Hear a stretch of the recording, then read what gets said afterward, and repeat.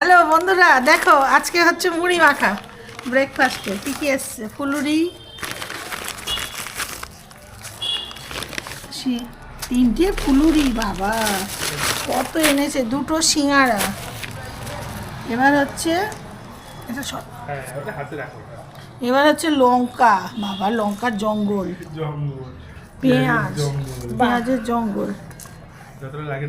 আর এটা হচ্ছে আম তেল, ঘরের বানানো আম তেল বানিয়েছিলাম, মাঝে মাঝে খাই আমি।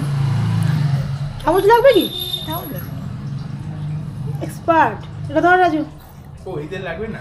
না না, আম তেল হেভি টেস্টি। আর লাগবে হচ্ছে চানাচুর, এই যে